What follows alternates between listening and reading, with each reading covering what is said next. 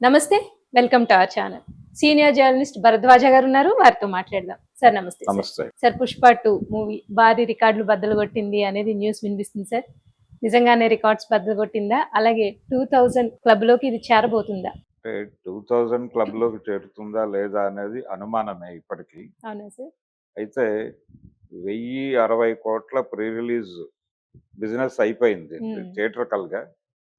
ఇప్పుడు కనీసం వాళ్ళు 15-1600 కోట్లు వసూలు చేయగలిగితే వాళ్ళు సేఫ్ జోన్‌లోకి వెళ్ళినట్టు అవుతుంది బయ్యర్స్.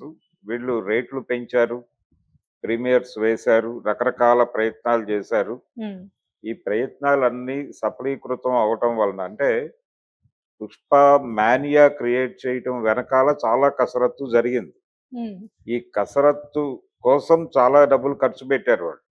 ఇవన్నీ ఫలించి ఇవన్నీ వర్కౌట్ అయ్యి ఫైనల్గా ఒక అఫీషియల్గా వాళ్ళు చెప్తున్నది 300 crore మేము ఫస్ట్ డే కలెక్షన్స్ రీచ్ అయ్యామని చెప్తున్నారు. ఈ 300 అనేది చాలా పెద్ద ఫిగర్, ఇప్పటిదాకా ఎవరు చూడలేదు. అలాగే ఓవర్సీస్ మార్కెట్ బాగుంది సినిమాకి. ఓవర్సీస్ కలెక్షన్స్ చాలా హై రేంజ్ లో వచ్చినాయి. ఇప్పటి వరకు రిలీజ్ అయినటువంటి అన్ని సినిమాల కంటే కూడా ఈ సినిమా పైమెట్టులోనే ఉంది మొదటి రోజు వసూళ్ల మేరకు. అయితే ఇతర హీరోల అభిమానుల నుంచి మీరు రేట్లు పెంచారు, షోస్ ఎక్కువ వేశారు, ప్రీమియర్స్ ఎక్కువ వేశారు అంటే 9:30 నుంచే మొదలైపోయినాయి షోస్. మొదలైపోయినాయి, కొన్ని చోట్ల ఇంకా ముందే మొదలు పెట్టారు. దీని తాలూకా ఎఫెక్ట్ పడి ఫ్యాన్ షోస్ కావచ్చు, వీటన్నిటి ప్రభావం వలన ఈ ఫిగర్ కనిపిస్తోంది తప్ప పుష్ప 2 ప్రత్యేకంగా సాధించింది ఏమీ లేదు అనేది ఇతర అభిమానుల నుంచి వినిపిస్తున్న మాట. అయితే అచీవ్ అయిపోయారు కాబట్టి వాళ్ళు 280 వరకు రీచ్ అయింది సినిమా అనేది మనకు అందిన సమాచారం. కానీ ప్రొడ్యూసర్లు మాత్రం 300 అనేది ఒక పోస్టర్ రిలీజ్ చేసే పనిలో ఉన్నారు వాళ్ళు.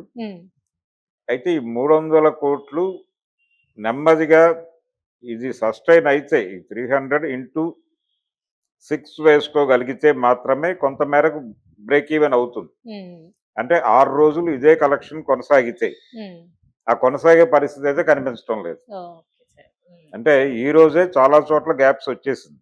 చాలా చోట్ల షోస్ పడ్డాయి కానీ ఆశించిన స్థాయిలో జనం లేరు. మార్నింగ్ 6 o'clock షోస్ కూడా పడ్డాయి ఈరోజు. పడ్డాయి కానీ చాలా చోట్ల షోస్ క్యాన్సిల్ చేసే పరిస్థితి ఏర్పడింది.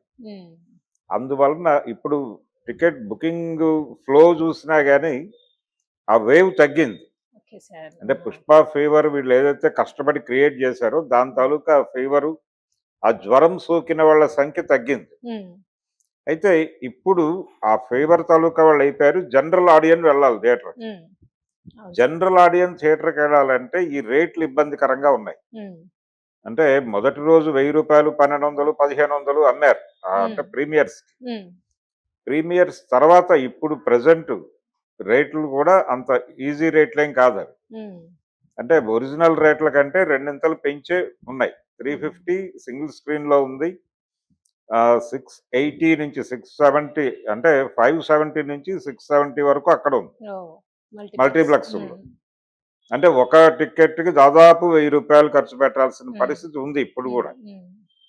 వీళ్ళు థియేటర్లోకి వెళ్ళి ఏదైనా ఒక స్నాక్ తీసుకుంటే 1000 రూపాయలు కంప్లీట్ అయిపోతుంది. ఈ పరిస్థితి మల్టీప్లెక్స్ లో 1000 రూపాయలు కింద 500 అనేది ఇప్పటికీ నడుస్తోంది. ఇది భయపెడుతోంది జనాలు. ఇది భయపెట్టడం వలన ఫిల్ కావట్లేదు ఈ ప్రభావం వలన. అయితే హిందీ బెల్ట్ లో ఈ రోజున ఆక్యుపెన్సీ బెటర్ గానే ఉంది. హిందీ బెల్ట్ లో ఆక్యుపెన్సీ బెటర్ గా ఉండటానికి కారణం ఈ టికెట్ హైక్ గొడవ అక్కడ లేదు కాబట్టి అది నెమ్మదిగా ఇంక్రీజ్ అవుతోంది, ఇక్కడేమో డిక్రీజ్ అవుతోంది. అయితే వచ్చిన డబ్బుల్లో రెవెన్యూ సైడ్ ఇక్కడే ఎక్కువ వచ్చిందని చెప్తున్నారు. కారణం ఈ రేట్లు పెంపు గొడవ. కానీ ఈ రేట్లు పెంపు అనేది కలెక్షన్స్ మీద ప్రభావం చూపిస్తుంది అనేది కూడా అర్థమవుతోంది. సో ఇది మార్చాలి కనీసం. అంటే ఈ రోజు ఫ్రైడే, రేపు సాటర్డే వీకెండ్ కాబట్టి ఈ 2 రోజులు ఉంచేసి మండే నుంచి సాధారణ ధరలకు తీసుకురాగలిగితే జనం వెళ్తారు.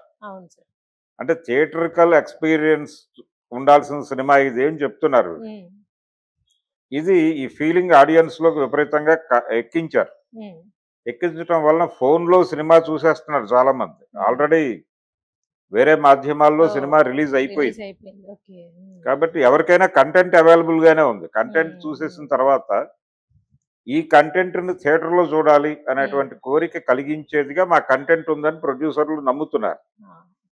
సో ఈ ఆడియన్స్ కూడా థియేటర్ కి రావాలంటే రేట్లు తగ్గితే తప్ప రారు వీళ్ళు. ఎందుకంటే ఆల్రెడీ చూసాం కదా, 4 రోజులు ఆగి రేట్లు తగ్గాక వెళ్దాం అనే మూడ్లోకి వెళ్ళిపోయారు వీళ్ళందరూ. అందుకని వీళ్ళని అట్రాక్ట్ చేయటం, ఆల్రెడీ మూవీ చూసిన వాళ్ళని అట్రాక్ట్ చేయటం కోసం, కొత్త ఆడియన్స్ థియేటర్కి నడిపించడం కోసం కూడా ధరలు తగ్గించాల్సిన అవసరం అయితే ఉంది. అందుకని రేట్లు తగ్గిస్తే మళ్ళీ కలెక్షన్స్ రైజ్ అవుతాయి. ఈ ప్రయత్నం చేయగలరా లేదా అనేది చూడాలి. మండే నుంచి రేట్లు తగ్గిస్తే నిలబడుతుంది. ఏది ఏవైనప్పటికీ అంత ఈజీగా వీళ్ళు 2000 crore రీచ్ అవుతారా అనేది అయితే అనుమానమే. బ్రేక్ ఈవెన్ అయితే చాలు అనే మూడ్లోకి ఆల్రెడీ బయర్స్ వచ్చేసారు.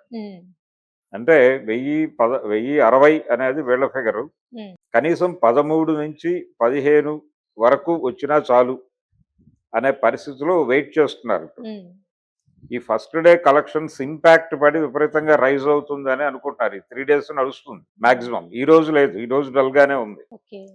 రేపు రైజ్ అయితే రైజ్ అవ్వచ్చు, సండే కూడా రైజ్ అవ్వచ్చు. కానీ వెరీ ఫస్ట్ డే అంటే ప్రీమియర్స్ తో కలిపి ఫస్ట్ డే కలెక్షన్ చెప్తున్నారు. ప్రీమియర్స్ లేకుండా ఈ రేంజ్ ఫిగర్ నమోదు చేయటం అయ్యే పని కాదు.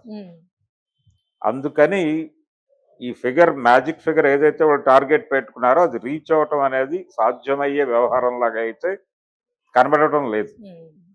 రన్ నడిపేలాగా సినిమా కంటెంట్ ఉందా అనేది చూడాలి.